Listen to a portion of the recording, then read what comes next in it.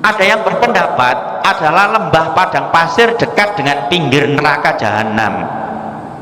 Menurut Ats-Tsauri adalah bumi Syam, dan ada pula yang berpendapat lain. Disebut sahiro karena mereka tidak tidur saat itu. Nah, memang saharo pakai sin itu adalah begadang kalau bahasa kita. Jadi bahasa Arab itu kalau begadang tidak tidur malam itu namanya sahrul lail, pakai sin bukan shin. Itu maka faidahum bisahiro, mereka tinggal di atas bumi setelah sebelumnya mereka tinggal di dalam perut bumi. Berarti saat hari kebangkitan dan orang itu hidup kembali di bumi yang baru yang diganti oleh Allah Subhanahu wa taala itu. Pengusiran saat di dunia, huwallazi akhrajal ladzina kafaru min ahlil kitabi min diyarihim li awwalil hasyr. Dialah yang mengeluarkan orang-orang kafir di antara ahli kitab dari kampung-kampung mereka pada saat pengusiran yang pertama. Ya, ini ayat yang ada di dalam surat Al-Hasyr ayat 2. Manusia dibagi 3 kelompok. Ini bab urutan persis di buku itu. An Abi Hurairah ta'anin Nabi sallallahu alaihi wasallam qala yuhsyarun nasu ala salati tara'iqa raghibina rahibin wasnani ala ba'irin wa salasatun ala ba'irin wa arba'atun ala ba'irin wa asyrata ala ba'irin wa tahsyuru baqiyatahum annaru tabitu ma'ahum haitsu batu wa taqilu ma'ahum haitsu qalu wa tusbihu ma'ahum haitsu asbahu wa tumsi ma'ahum haitsu amsu. Dari Abi Hurairah, semoga Allah meridhoinya, dari Nabi, beliau bersabda, manusia digiring menurut 3 cara: senang, takut. 2 yaitu 3 cara, yaitu ada senang, ada takut. 2 di atas unta, 3 di atas unta, 4 di atas unta, 10 di atas unta. Api yang menggiring selain mereka, api tersebut tidur qailulah di pagi hari. Tidur qailulah itu tidur tidak merem, rehat, itu namanya qailulah dalam bahasa Arab itu. Bersama mereka di tempat mereka tidur, dan bermalam bersama mereka di tempat mereka bermalam. Berpagi-pagi bersama mereka di tempat mereka berpagi-pagi, dan bersore-sore bersama mereka di tempat mereka bersore-sore. Muttafaqun alaih. Nah, berarti nanti di hari kiamat itu ya begitu cara Allah bagaimana menggiring manusia. Ya tentu semuanya itu tergantung dengan amal perbuatan kita saat ini, amal perbuatan manusia saat ini. Itu hanya cara Allah bagaimana menggiring manusia di hari kiamat itu. Penggiringan yang kedua, berkata Qatadah, penggiringan yang kedua adalah api yang menggiring mereka dari timur ke barat. Api yang menggiring selain mereka, api tersebut tidur qailulah di pagi hari bersama mereka di tempat mereka tidur, dan api itu akan melalap yang terlambat. Kalau yang pertama tadi kan juga dikelilingi oleh api, tapi aman-aman saja mereka karena orangnya tidak bermasalah. Tapi cara yang kedua ini juga disertai oleh api. Kemudian api itu selalu menyertai mereka ketika digiring itu. Nah, bagi yang terlambat itu akan dilalap oleh api itu. Pertanyaannya, siapakah yang terlambat saat keberangkatan, saat digiring itu? Itu tidak berarti orang yang memang memperlambat diri. Jika saat itu terlambat tidak bareng-bareng yang lain, berarti orang itu bermasalah dalam perbuatannya. Maka kemudian api yang menyertai itu akan melalap mereka. Itu manusia dikumpulkan pada hari kiamat dalam 3 kelompok. An Abi Dzarrin qala inna shadiqal masduqa sallallahu alaihi wasallam haddatsani anna nasa yukhsyaruna thalathata afwajin faujun raqibina ta'imina kasina wa faujun tashabuhum al malaikatu ala wujuhihim wa tahsyuruhum annaru wa faujun yamshuna wa yas'auna yulqiyallahul afata ala dhahri fala yabqa hatta innar rajula la takunu lahul hadiqatu yuqtiha bidatil qatabi la yaqdiru alaiha. Dari Abu Dzar dia berkata, Rasulullah Shallallahu Alaihi Wasallam bersabda kepadaku, manusia dikumpulkan pada hari kiamat dalam 3 kelompok. Satu kelompok menunggang kendaraan dengan mendapat makanan dan pakaian. Kelompok yang lain wajahnya diseret oleh para malaikat dan dihimpun api. Dan kelompok ketiga mereka berjalan dan berlari yang Allah mematikan mereka di atas hewan tunggangannya hingga tidak ada lagi yang tersisa. Hingga ada seorang yang memiliki kebun, dia diberi unta beserta barang bawaannya, namun dia tidak mampu lagi menerimanya. Coba bayangkan, tentu kelompok pertama yang paling enak, yaitu menunggang kendaraan dengan mendapat makanan dan pakaian. Los dia. Kelompok yang kedua wajahnya diseret oleh para malaikat dan dihimpun api.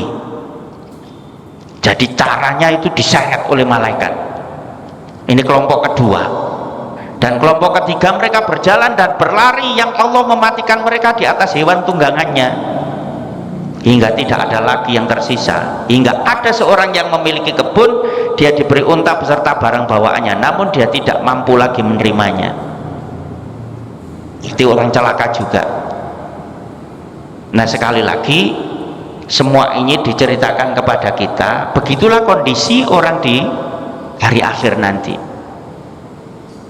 Nah, sehingga kemudian karena kita memahami masalah itu, akhirnya begini, ya Allah, jadikanlah saya ini orang baik.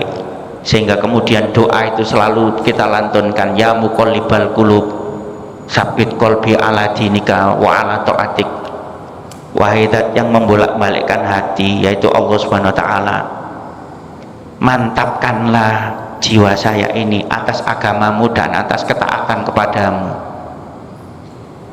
Kita mengetahui kondisi manusia seperti itu di hari akhir, sehingga tidak ada cara lagi, tidak ada upaya lagi kecuali menjaga kesolehan kita, menjaga ketaatan kita. Mau apa? Begitu. Pengumpulan orang yang bertakwa. Yauma nahsyurul muttaqina ilar rahmani wafda. Ini di surat Maryam ayat 85. Ingatlah hari ketika kami mengumpulkan orang-orang yang takwa kepada Tuhan yang Maha Pemurah sebagai perutusan yang terhormat. Berarti orang-orang yang bertakwa, dan insya Allah kita semuanya berada di situ, itu dikumpulkan oleh Allah Subhanahu wa taala dengan penghormatan yang luar biasa. Kelompok istimewa, dan itu bagi orang yang bertakwa. Cara menggiring orang yang durhaka, bagaimana Allah cara menggiring orang yang durhaka? Wa nasukul mujrimina ila jahannama wirda, di surat Maryam ayat 84. Dan kami akan menggiring orang yang durhaka ke neraka jahanam dalam keadaan dahaga. Sudah haus, digiring ke arah neraka. Dan itulah orang yang durhaka. Makanya kemudian saya sering mengatakan di berbagai forum, jangan fokus terhadap kesalahan, tapi fokuslah terhadap pertaubatan. Sebesar apapun dosa kita, kalau kita bertobat, itu dihapus oleh Allah Subhanahu wa taala. Ya ayyuhalladzina amanu tubu ilallahi taubatan nasuha. Asa rabbukum ayyukaffiru ankum sayyi'atikum. Coba Wahai orang-orang yang beriman, bertaubatlah kamu kepada Allah dengan taubat yang sesungguhnya. Dengan pertobatanmu itu Allah akan menghapus segala kejelekanmu, dihapus semua. Setelah itu dimasukkan ke surga. Coba. Nah, saya pernah mengatakan begini, orang yang mendapatkan kenikmatan itu termasuk pelaku dosa, dan mendapatkan kenikmatan double menurut saya. Apa? Waktu dia melakukan dosa itu kan enak dia, tapi setelah itu tobat. Nah, efek dari dosanya itu sudah tidak dihitung oleh Allah, padahal dia sudah menikmati segala kenikmatan di dunia. Setelah itu tobat, dihapus oleh Allah, lalu nanti kenikmatan akhirat dapat. Tapi tidak bisa dijadikan pedoman. Lek ngono tak dosa sik rek enak terus tobat. Ya kalau nggak matinya pas dosa, loh itu masalahnya. Andai kata kita tahu mati kita itu kapan dan ada kesempatan tobat, ya sodok ngawur-ngawur titik gak apa-apa. Tapi saya nggak tahu kita. Nah, begitu cara Allah menyikapi manusia itu. Tadinya sudah durhaka melakukan kemaksiatan yang itu kenikmatan dunia, itu dilakukan oleh orang tersebut. Tiba-tiba diberi petunjuk oleh Allah, tobat. Wes, kenikmatan dunia sudah kenyang, nanti di akhirat dapat surga. Apa gak istimewa orang ini? Ya, tapi kita jangan menderita. Waduh rek, ada kesempatan kita nggak melakukan kenikmatan dunia, ya nanti kita punya keistimewaan di akhirat, lebih jos lagi. Tapi andai kata berandai-andai itu begitu itu. Nah, makanya kemudian kan banyak toh kisah-kisah orang yang durhaka kemudian tobat dan sudah diputuskan oleh Allah sebagai penghuni surga, termasuk para sahabat itu. Nah, kan luar biasa itu. Wa nahsurul mujrimina yauma idzin zurqa, dan kami akan mengumpulkan pada hari itu orang-orang yang berdosa dengan muka yang biru muram. Berarti takut dia sampai biru. Nah, orang yang takut kan biasanya biru apa gitu. Wa nahsuruhum yaumal qiyamati ala wujuhihim umyan wa bukman wa summa ma'wahum jahannam kullama khobat zidnahum sa'ira. Dan kami akan mengumpulkan mereka pada hari kiamat, diseret atas muka mereka dalam keadaan buta, diseret malaikat, wajahnya diletakkan di bawah, bisu dan peka. Peka itu tuli, nggak dengar. Tempat kediaman mereka adalah neraka jahanam. Tiap-tiap kali nyala api jahanam itu akan padam, kami tambah lagi bagi mereka nyalanya. Naudzubillah min dzalik. Loh, ini ayat sudah dijelaskan oleh Allah, sehingga kita harus mengantisipasi jangan terjerumus ke golongan ini. Maka itu tadi pesan saya, jangan sampai tidak ada kebaikan dalam hidup kita. Itu paling penting. Begitu. Alladzina yuhsyaruna wujuhihim ila jahannama ulaika syarrum makana wa adhallu sabila. Orang-orang yang dihimpunkan ke neraka jahanam dengan diseret atas muka-muka mereka, mereka itulah orang yang paling buruk tempatnya dan paling sesat jalannya. Coba jenengan bayangkan, baru menuju neraka saja sudah diseret di atas wajah. Itu apa sih? Nggak sedikit, belum masuk nerakanya tuh ya. Saat dibawa oleh malaikat diseret ke neraka, itu sudah diseret dan wajah itu diletakkan di bawah. Itu sudah menyakitkan. Setelah itu dilempar di neraka jahanam. Naudzubillah min dzalik.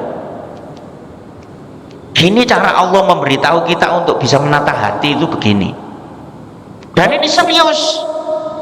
Allah tidak hanya sekedar menakut-nakuti nanti tidak ada kenyataannya. Serius ini Allah. Makanya tadi itu orang penduduk neraka baru yakin, bener ya, akhirnya teriak-teriak ke temannya yang ada di surga, kamu nggak mau tak memberi saya air sedikit saja, haus loh saya ini.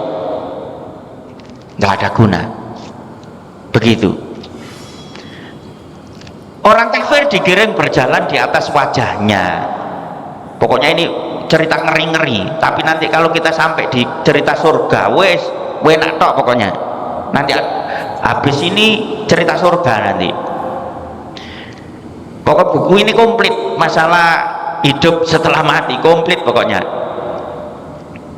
An Anasin an rajulan qala ya Rasulullah alladzina yuhsyarun ala wujhihim ayuhsyarul kafiru ala wajhihi qala Rasulullah alaisa alladzi amshahu ala rijlaini qadiran ala an yumshiyahu ala wajhihi yaumal qiyamah qala qadadak hina balahu bala wa izzatu rabbina rawahul Bukhari. Dari Anas bahwa seseorang berkata, wahai Rasulullah, tentang orang-orang yang digiring di atas wajah mereka, apakah orang kafir akan digiring di atas wajahnya? Berkata Rasulullah, bukankah yang mampu menjalankannya di atas kakinya juga mampu menjalankan di atas wajahnya pada hari kiamat? Ketika hal itu didengar oleh Qatadah, dia menjawab, iya demi Tuhan kita yang mulia. Jadi begini, kalau yang tadi bab sebelumnya itu kan diseret, ini enggak, ini memang sudah disetting oleh Allah bahwa orang yang durhaka itu digiring, tapi dia berjalan sendiri, cuman jalannya itu di atas wajahnya, bukan di atas kaki. Nah makanya kemudian ada sahabat yang bertanya tentang orang-orang yang digiring di atas wajah mereka itu, apakah orang kafir akan digiring di atas wajahnya? Maka jawaban Rasulullah, bukankah yang mampu menjalankannya di atas kakinya itu juga mampu menjalankan di atas wajahnya pada hari kiamat? Artinya apa? Kalau Allah mampu menjadikan orang itu berjalan di atas kakinya, apakah Allah tidak bisa menjalankan orang di atas wajahnya? Artinya kakinya itu terbalik, berada di atas, dan yang dipakai jalan adalah wajahnya. Ya tentu sakit, dan itu jalan. Nah, setelah mendapat jawaban itu, Qatadah mendengar, baru Qatadah menjawab, iya demi Tuhan kita yang mulia. Ya pasti Allah mampu. Coba menuju neraka loh, jalannya sudah disiksa kayak gitu. Ya kalau jalan pakai tangan kaki di atas itu sudah biasa kan, orang yang mampu begitu enggak apa-apa. Ini wajahnya yang dipakai jalan. Gambarannya gimana? Ya tentu meloncat-meloncat kan. Berarti kan wajah ini terus terbentur dengan benda yang ada di bawah itu. Apakah nanti bumi itu dirubah menjadi perak atau apa? Tapi itu terbentur di situ sudah sampai menuju ke neraka. Ya tentu menyakitkan, sakit. Tapi itulah cara Allah membalas orang yang durhaka itu begitu. Begitu. Masih panjang waktunya? Kurang berapa menit? 4. Oke. Manusia di alam mahsyar, 1. Hamparan putih. An Sahli bin Sa'din qala Rasulullah sallallahu alaihi wasallam, yuhsyarun nasu yaumal qiyamati ala ardin baydoa afro'a kakursotin naqiyyi laisa fiha alamun li ahadin.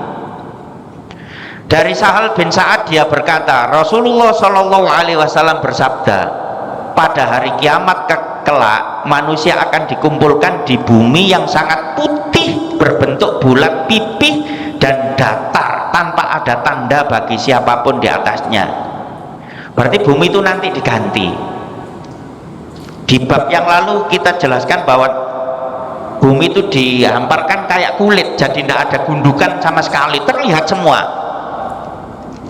Nah itu begitu nanti manusia di alam mahsyar itu. Manusia tenggelam di lautan keringat. An Abi Hurairah radhiyallahu anhu anna Rasulullah sallallahu alaihi wasallam qala ya'raqun nasu yaumal qiyamati hatta yadhaba araquhum fil ardi sab'ina dira'an wa yuljimuhum hatta yablugha adanahum. Dari Abu Hurairah radhiyallahu anhu bahwasanya Rasulullah SAW bersabda, pada hari kiamat manusia berkeringat hingga keringat mereka di bumi setinggi 70 hasta dan menenggelamkan mereka hingga telinga. Apa? Kok ini dijelaskan oleh Rasulullah? Tenggelam di keringat itu enak gak kira-kira? Menurut jenengan? Nggak enak. Ojo mana tenggelam, kok kayak bau keringat aja nggak enak. Kok ini tenggelam loh ya? Nah, ini diceritakan bahwa pada hari kiamat manusia berkeringat hingga keringat mereka di bumi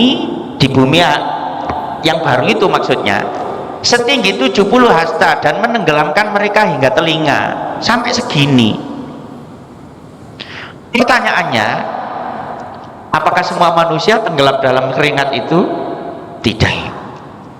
Tentu yang tenggelam dalam keringat itu adalah manusia-manusia durhaka. Baru begitu sudah ditenggelamkan dalam keringat. Saya membayangkan ya apa tenggelam dalam keringat itu Rek. Ya kan, wong kita loh dengan keringat kita sendiri aja nggak enak. Loh ini keringatnya orang banyak loh ya.